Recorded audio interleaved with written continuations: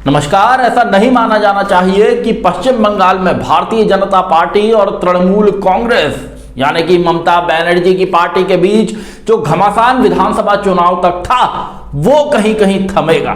वो नहीं थमता दिखता, क्योंकि अगले 5 साल भारतीय जनता पार्टी के पास अपनी चुनावी रणनीति है, जिसमें वो केंद्रीय मंत्री स्मृति ईरानी को बंगाल की राजनीति में उतारने की तैयारी कर रही है। खबर यह है राजनीतिक गलियारों से कि पश्चिम बंगाल में कैलाश विजयवर्गीय, जो अब तक भारतीय जनता पार्टी के वहां प्रभारी हैं, उन्हें बदलकर स्मृति ईरानी को यह प्रभारी की जिम्मेदारी दी जा रही है। और कहा यह गया है कि हालिया जो विधानसभा चुनाव थे उसमें स्मृति ईरानी ने जो जनसभाएं की वहां अच्छी भीड़ जुटी और अच्छा रिस्पॉन्स उनको मिला।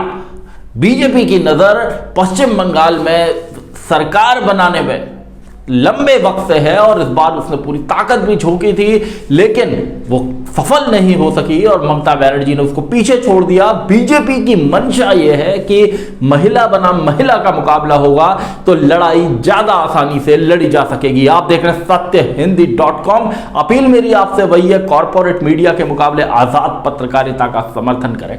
सत्य हिंदी की सदस्यता योजना में शामिल हों। आर्थिक भुगतान का लिंक हमने डिस्क्रिप्शन में दिया हुआ है। खबर यह है कि भारतीय जनता पार्टी ने 2021 का चुनाव, बंगाल का चुनाव हारने के बाद 2026 के लिए तैयारी शुरू की है। माना जाता है कि भारतीय जनता पार्टी और राष्ट्रीय स्वयंसेवक संघ और इनके तमाम आनुषंगिक संगठन, जो इनसे जुड़े हुए संगठन हैं, वो हारने के बाद भी बैठने में कम भरोसा करते हैं और अगले चुनावों की तैयारियों के लिए जुटते हैं। तो इस बार की चुनावी हार, जिसमें बहुत जोर बीजेपी की ओर से लगाया, बीजेपी ने तमाम कई राज्यों के मुख्यमंत्री, कई राज्यों के मंत्री, केंद्रीय मंत्री, नेताओं, विधायकों, पदाधिकारियों को बंगाल के चुनावी समर में झोंका, लेकिन उसको सफलता नहीं मिल पाई जैसा उसने सोचा था। वैसे सफलता पिछले 2016 के चुनाव में जो 3 सीटें थी उससे इस बार 75 सीटें हुई, वैसी चुनावी सफलता कहा जा सकता है। लेकिन जो वो दावा कर रहे थे नेता कि 200 सीटें बंगाल के अंदर मिलेंगी, वैसा नहीं हो पाया और चुनावी राजनीति में हार और जीत चलती रहती है। लेकिन इस बार जो खबर है वो ये कि बंगाल के अंदर स्मृति ईरानी को इंचार्ज बनाकर भेजा जाएगा और स्मृति ईरानी को टाइम भी दिया जाएगा कि वो 5 साल बंगाल के अंदर रुकें, काम करें, हर महीने 2 महीने में वहां जाएं। और ये एक तरह से उनके लिए पॉलिटिकल टास्क है। इससे पहले जो उन्हें टास्क दिया गया था वो उन्होंने सफलतापूर्वक पूरा किया, जिसमें उन्होंने राहुल गांधी को उनके परंपरागत, उनके पारिवारिक सीट अमेठी से लोकसभा का चुनाव हराया।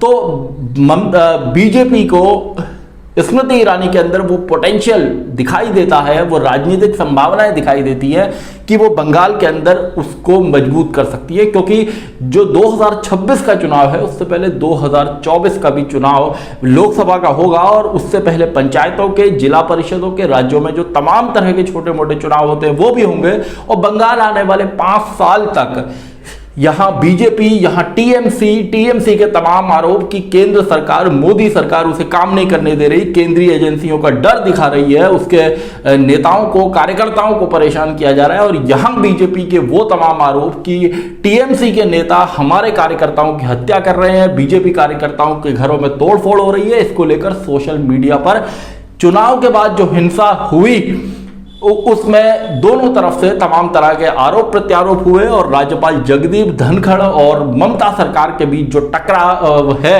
वो आए दिन देखने को मिलता है।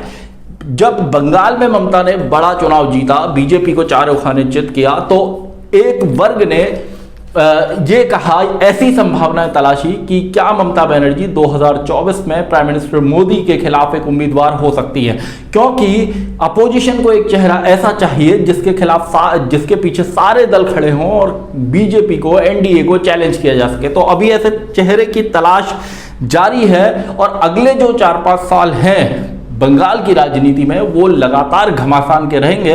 और ममता बनर्जी ने इसको दिखाया है कि वो बीजेपी से या मोदी सरकार के सामने आमने सामने मुकाबला कर सकती हैं। और इस चुनाव के अंदर भी जो चुनाव रहा बेहद दिलचस्प चुनाव रहा और इसमें ममता बनर्जी इस तरफ से अकेली थी, यहां पर बीजेपी का, आरएसएस का पूरा कैडर संगठन था और इसके बावजूद ममता बनर्जी ने अच्छी जीत हासिल की। तो जैसा मैं कहना चाह रहा हूं कि इस बार बीजेपी और आरएसएस के पास जो फीडबैक है वो यही है कि इस बार के विधानसभा चुनाव में महिलाओं का अच्छा समर्थन, इस वजह से बीजेपी को ज्यादा समर्थन नहीं मिल पाया क्योंकि उनके पास एक बड़ा कोई महिला चेहरा नहीं था। जबकि राजनीति में, भारत की राजनीति में महिलाओं को अभी वो पुरुषों वाला वर्चस्व उनका नहीं हुआ है। हालांकि इंदिरा गांधी देश की एक बड़ी नेता रही है और तमाम दलों में भी, आज सोनिया गांधी भी कांग्रेस की प्रेसिडेंट है, लेकिन पुरुषों के मुकाबले उनका वर्चस्व कम रहा है। लेकिन राजनीति में जब कभी महिलाएं आगे बढ़ी हैं भारतीय राजनीति में, तो लोगों का अच्छा खासा जन समर्थन भी मिला है, बशर्ते राजनीतिक दल उन्हें मौका देने के लिए तैयार हो। तो बंगाल के अंदर बीजेपी संघ से जो जानकारी सामने आती है वो ये कि अगर स्मृति ईरानी को मौका मिलता है तो वो वहां पर प्रभावी साबित हो सकती है। वो ममता बनर्जी के खिलाफ फाइट कर सकती हैं क्योंकि वो महिला हैं, केंद्रीय मंत्री भी हैं, राहुल गांधी को हराकर, अमेठी में हराकर राष्ट्रीय स्तर पर भी चर्चा में आ चुकी हैं और बीजेपी के अंदर कई राज्यों में वो बतौर स्टार प्रचारक चुनावी जनसभाएं कर चुकी हैं। तो चाहे बंगाल का मामला हो या बाकी राज्यों में भी एक जाना पहचाना चेहरा है। तो इससे साफ है कि भारतीय जनता पार्टी, आरएसएस की तैयारी 2026 तक है, जब बंगाल में अगला विधानसभा चुनाव होगा, लेकिन उससे पहले लोकसभा चुनाव और तमाम तरह के चुनाव भी वहां पर होंगे।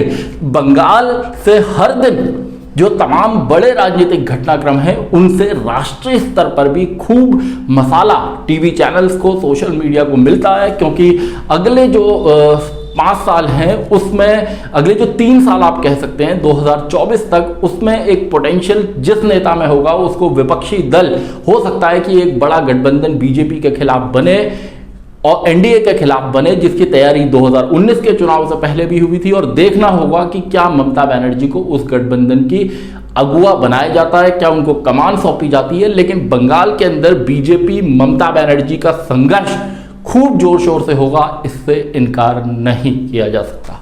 सत्यहिंदी.com में आज के लिए बस इतना ही। ऐसे तमाम मुद्दों पर मेरी आपसे आगे भी बातचीत होती रहेगी। धन्यवाद। सत्य हिंदी का ऐप डाउनलोड करें गूगल प्ले स्टोर पर।